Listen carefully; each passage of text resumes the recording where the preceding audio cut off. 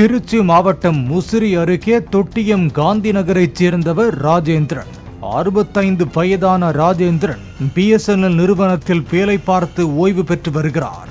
ராஜேந்திரனுக்கு சாந்தி என்பவரோடு திருமணமாகி குழந்தைகள் உள்ள நிலையில் வேலை பார்த்து வந்த தொட்டியம் பகுதியைச் சேர்ந்த 64 வயதுடைய தனபாகியம் என்பவரோடு பழக்கம் ஏற்பட்டுள்ளது.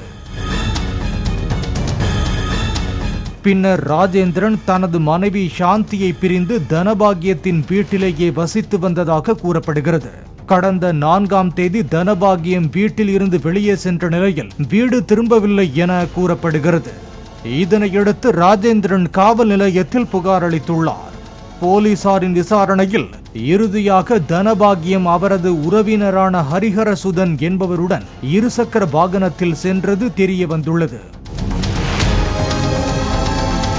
போலீசார் ஹரிஹரசுதனிடம் தீவிர விசாரணை மேற்கொண்ட போது பல திடுக்கிடும் தகவல்கள் வெளியாகியுள்ளன.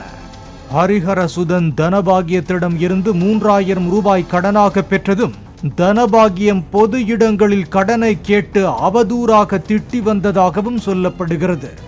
இதனால் ஆத்திரமடைந்த ஹரிஹரசுதன் தனபாகியத்தை பணம் தருவதாக கூறி பைக்கில் காந்தி நகரில் பின்பக்கம் உள்ள முள்காட்டிற்கு அழைத்துச் சென்று தனபாகியத்தை கட்டையால் அடித்து கொலை செய்தது தெரிய வந்துள்ளது. மேலும் தனபாகியம் அணிந்திருந்த நகைகளை எடுத்துக்கொண்டு அவரது உடலை சாக்குப்பையில் கட்டி வாய்க்காலில் வீசியதையும் நகைகளை 1,35,000 ரூபாய்க்கு அடகு வைத்ததையும் ஹரிஹரசுதன் ஒப்புக்கொண்டதாக போலீசார் தெரிவித்துள்ளனர்.